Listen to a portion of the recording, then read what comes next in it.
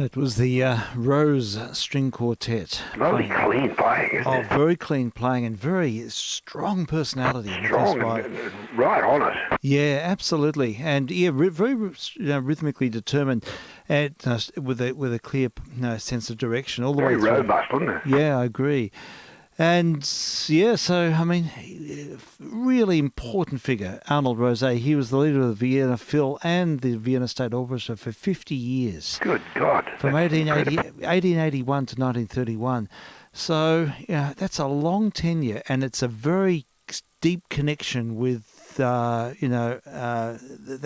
orchestral tradition and the chamber music traditions in Middle Europe. Are there any recordings of many of his later works? Of Rosé's later, yes, there's no recordings of him playing Schoenberg. Unfortunately, I would love to have. It'd be most interesting if how he coped. Yeah, how he did it. But he's a really excellent musician. He would have lent his hand to anything, and I think he kept his prowess. I mean, he's still playing at a very high level there in 1928, and he would have been he would have been older then. Yeah, that's right. Now, there are a number. He made a few solo records too. This one here of him playing a Brahms Hungarian dance, which is significant because he was a personal friend of Brahms. So, oh my God, this is the thing, that these musicians were in close confines. The musical society had, these. They sort of inspired each other, I suppose. There was a lot of meeting of the minds. The live musical experience was paramount. So these players were always working together and drawing from each other. So sure. So hearing Arnold Rosé play Brahms is just fascinating. So here we have a Hungarian dance. Not sure of the date of this one. I'll back announce that.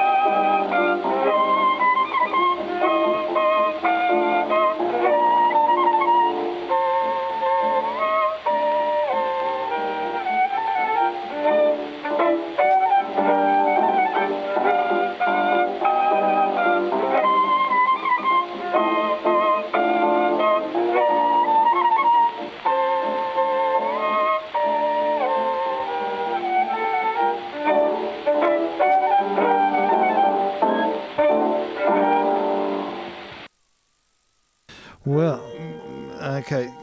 Well, wasn't that interesting? Wasn't it just? Very assertive. Lovely the way he picked up on it, we handled the sort of gypsy, tempi influence. Very much so. Yeah, really spirited playing, very on the front foot, very determined, wonderful, characterful music making of another time. and the music of Brahms, as Brahms would have heard it. Probably approved of it. Most definitely. In 1910, that record. See, that's the thing. He's probably, as you say, auditioned it. Yes. And maybe even sort of helped him tweak it. Oh, most definitely. I think so. They're all in this together. There was so much cross-pollination between performing artists and composers. I know Joachim had an enormous amount to do with Brahms in assisting him in refining the concertos and any of his solo works. And just as Brahms did with Dvorak, I think. Yes, that's right. There was we didn't have the benefit of recordings, so live music and listening to each other. Wasn't it? It's right. The salon, the whole sort of immersion experience was really important. So there's a recording of him playing some Bach here as well, which is really worth hearing. Very deeply felt Bach playing. It's just marvelous. I love it. So we'll hear a little bit more of Arnold Rosé. I think this recording was made around about the same time.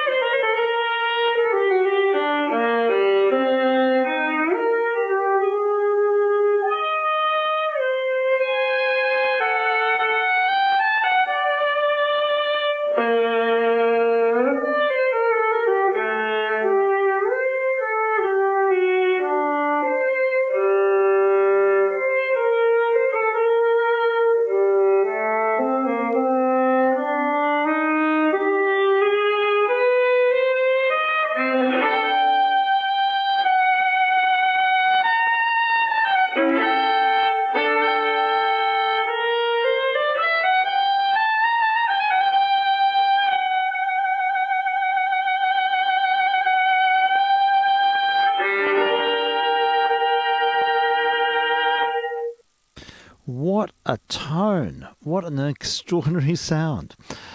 Despite the fact that that was drastically over-processed. A recording made in the 20s, actually. It was later. And featuring Arnold Rosé playing the music of JSB. Wow. And I really do like the way he gives a definite sense of direction. You can hear exactly where he's heading. It's not too sort of stop-start. Not at all. No, it just runs on beautifully. Yeah. That should be played to anyone who says that Bach is not an emotional writer. I agree. It's just so sad. Yeah, it is sad. It is, and it's really deeply felt in that performance. And yes, he absolutely gets to it, doesn't he? He does, and I like the way often you hear that, and it sort of sounds a little bit too like little short statements. This is a lovely run together thing with the whole. Yeah, that's it, exactly. It's got a grand design. Its architecture is very strongly felt. So that's a astonishing recording, and what a sound! That yearning in the sound. There's something about the sound of those players, particularly in this instance. I hear it in Ionescu's playing as well, where there's a real centre to the tone at all times, and it's just a idiomatic. Well, it's just a part of their technique. But they draw out this yearning in their sound, for want of a better term, and it's marvelous stuff. So that was the music of Arnold Rosé. We're sort of sampling him a little bit today. We sort of came to it through some chamber music recordings from his quartet and the Buxbaum Quartet, which is. You should say what it was for the log. Yeah, sure. It's what we just heard was the Adagio from the G minor partita. So, amazing stuff. Now, Rosé had a very gifted daughter, Alma Rosé. Now, just for the record, he himself married Mahler's sister, Justine. Justine Mahler married Arnold Rosé, and they had. As you say. Yeah, they had two kids. One, I can't remember. The most famous of them was Alma Rosé. She was also a very gifted violinist. And she ran a female orchestra for a while, and a very well-regarded player. She was quite young when, unfortunately, the war broke out, and she was marginalised, and all things became very complicated very quickly, and she had to escape to London. She made the mistake of returning to Holland to pick something up or for a short engagement, and was arrested by the Gestapo and put into Auschwitz. So it's just, and would you believe it, she was put in Mengeler's team for medical experiments. Oh, no. It was really terrible. But they realised, because she was very famous, they suddenly realised who she was, and they gave her special privilege, and she was given the job of forming a female orchestra, because she toured with an all-women orchestra, and she formed one at Auschwitz with about 30 or 40 players. Yes, all Jewish. All Jewish players, and they were given special privileges, but they had to play while people marched naked off to the gas. I mean, it's so just awful. It is. Everything about it. The alternative. Yeah, it's exactly. It's just so awful. It beggars disbelief. But the way they coped was to rehearse incessantly, to practice and practice, and they were given that privilege. They were given the opportunity. They were given warm quarters. They were able to practice, and they were given instruments, stolen instruments, and because the guards wanted good music. And so they played every morning, every evening, and they were able to rehearse 8 hours a day, and then give a full concert every Sunday. Yeah. So they basically just played non-stop as their coping mechanism. And because she was a very gifted musician, she just was able to write all the music out. Oh, wow. By memory, a lot of it. So they had score. Yeah, so with the absence of scores, I think they were able to get some scores, but apparently she was wrote a lot of music out herself. So that's the story there. And apparently everyone in the orchestra survived except for two, and she sadly perished herself just at the very end of the war, not from being she wasn't executed, but she had food poisoning of all things. Good heavens. And died right at the end of the war, just before liberation. So it's really sad, and even would you believe it? It's hard to imagine this, and it's sort of perverse even mentioning it really. But Mengele gave a testimony at her passing, and apparently was deeply. It's hard to imagine someone of that like that being moved, but apparently he was. It's incredible what music can do. Yeah, it's so many sort of perverse, difficult aspects. He's obviously been moved by the music. Yeah, that's right. It's really extraordinary story. Even Mengele, that is amazing. Yeah, he was. Yeah, there's somewhere his eulogy he gave, and I think he was moved to tears. Yes. But a butcher and a terrible person, and one of the worst. Absolutely. Just beyond description. Yeah, what that's right. He will be one of the cruelest people. Yeah, on the planet. On record. That's it, exactly. It's just insane. He was. He had.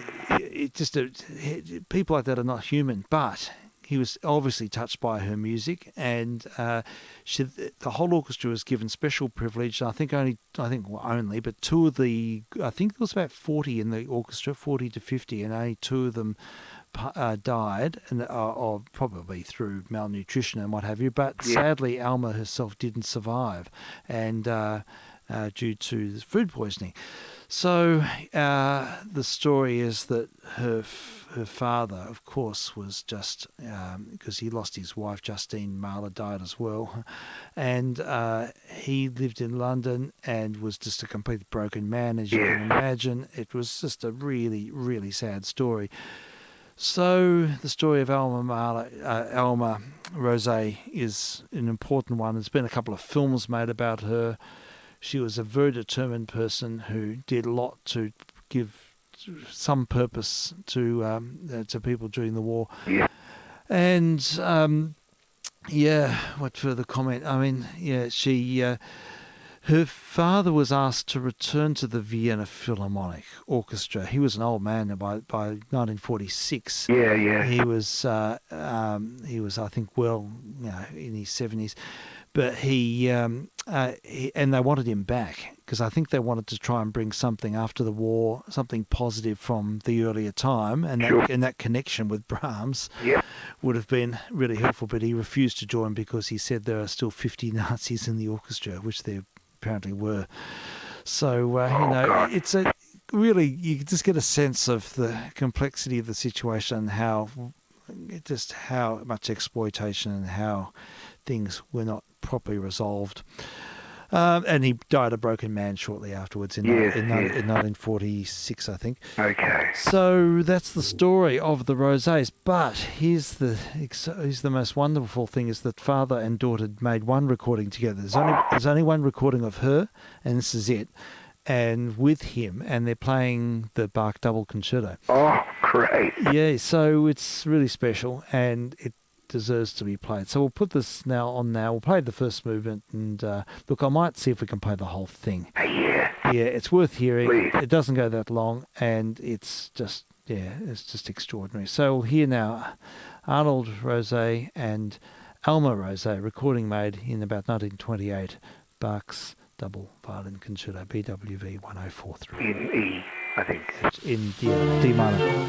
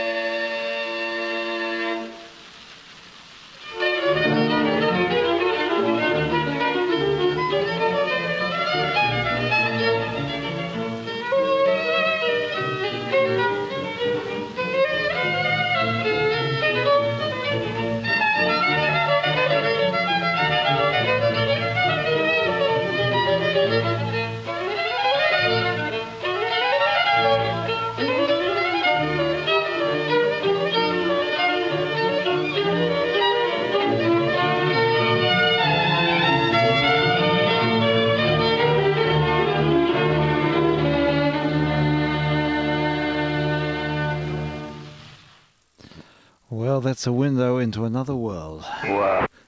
Oh, gosh, how...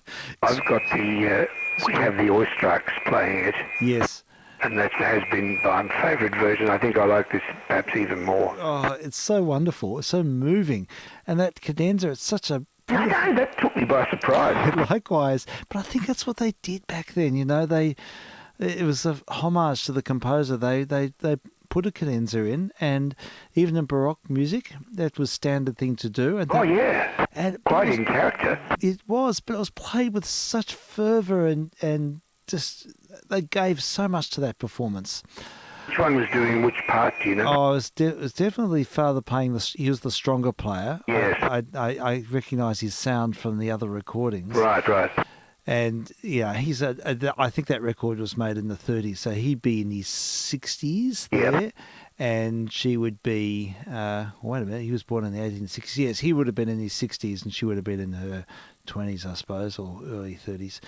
So it was just beautiful. Oh, just amazing. Lovely portamento, wasn't it? Oh, I love it. It's so tastefully done. Yeah, and I love the way that every time the tutti came in, they played really legato. That's right. Did you notice that? I did. Yes, they just had this beautiful, legato concept there, and but very interesting too. The last movement was quite transparent, and there was a lot of give and take, and even in the orchestral direction.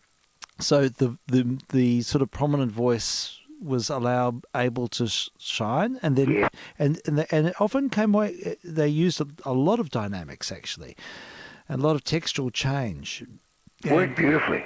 I think it worked really well. It's such a different concept, but it worked really well. I'm fascinated by that record, and that's really how Bach would have been heard in the 19th century. That's exactly how Bach would have been heard to Brahms.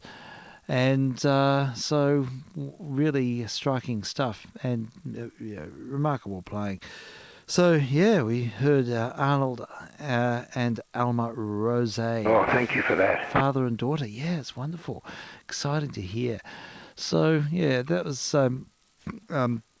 I just enjoy these little journeys, and we'll look out for more recordings of them. There's quite a few that Arnold Rose made around the turn of the century.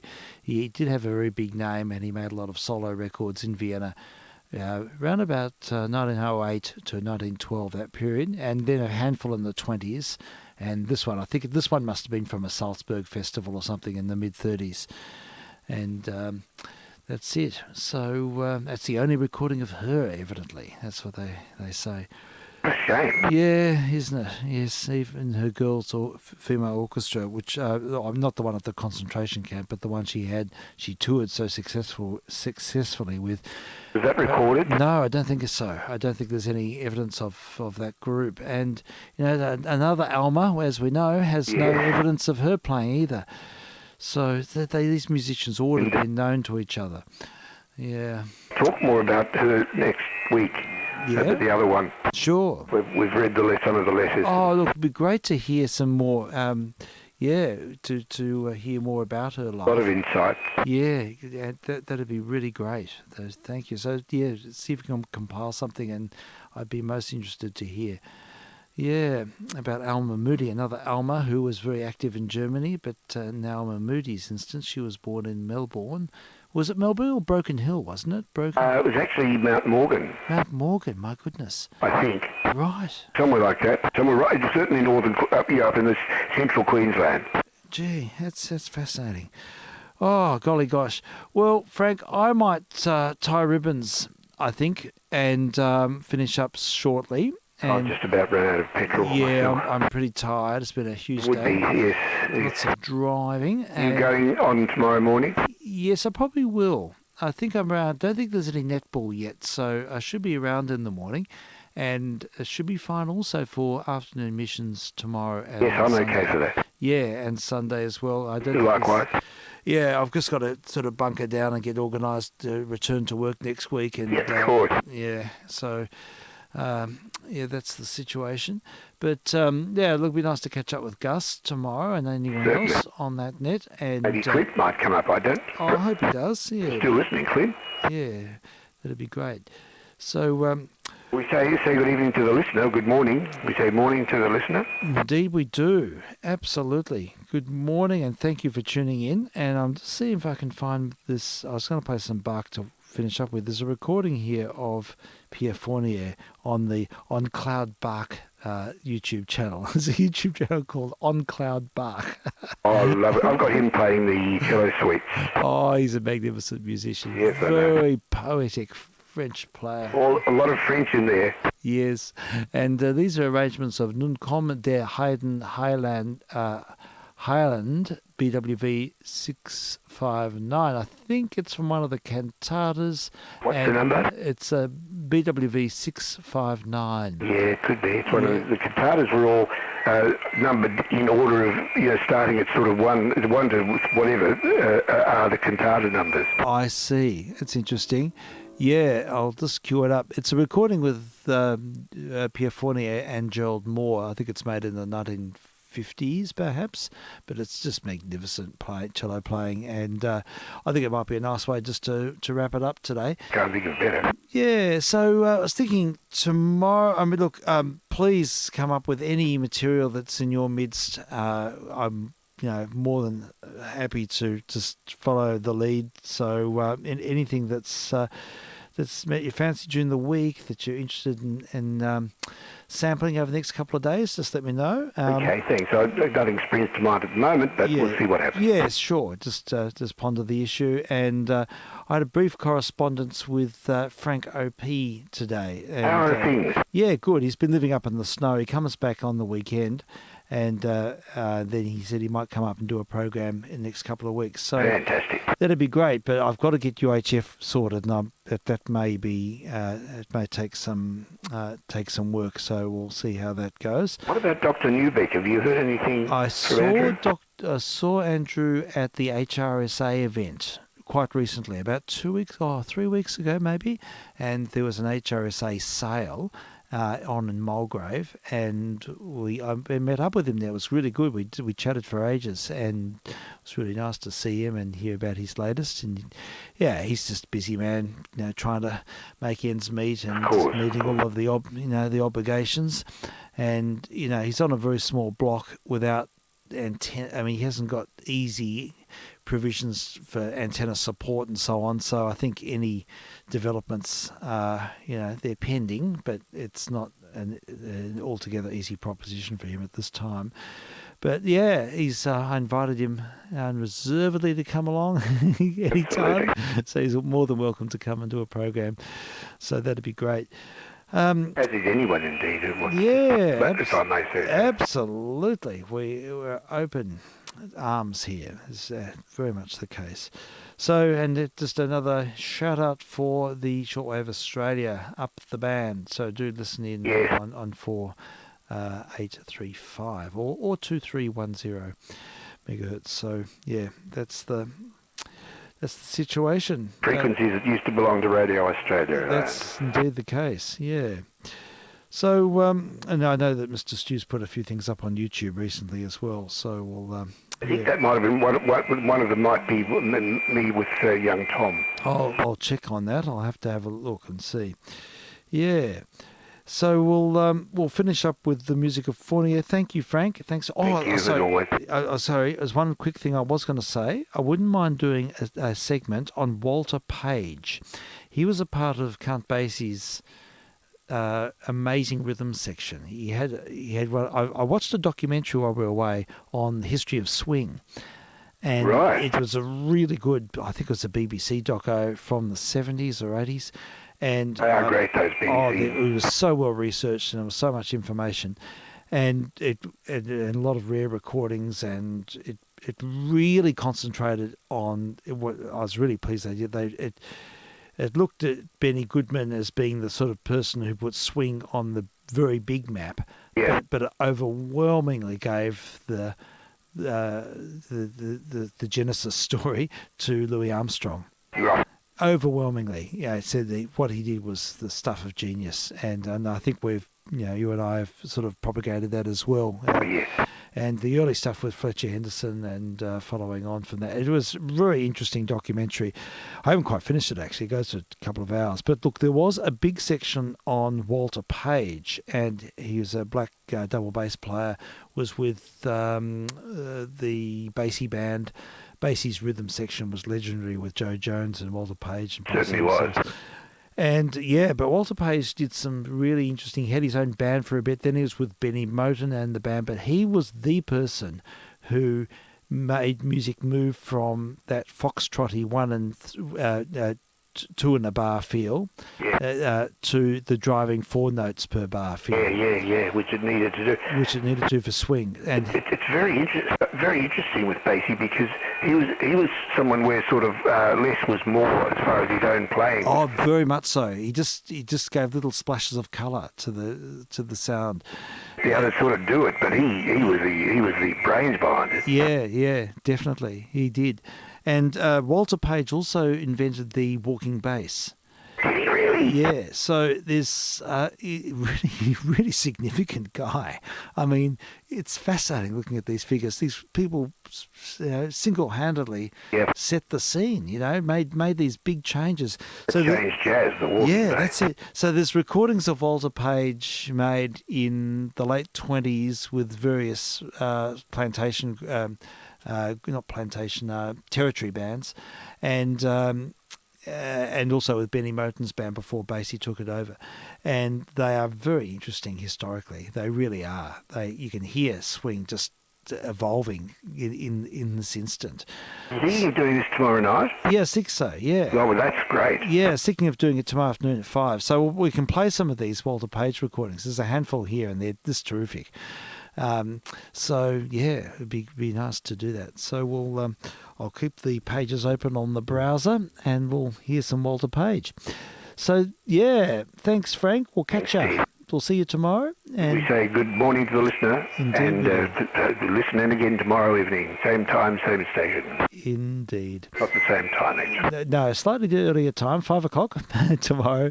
We'll be back on board. Let's have the music of Pierre Fournier playing J.S. Bach. And thanks, Frank. Cheers for now. VK3JR is clear and listening. And VK3SL saying cheerio.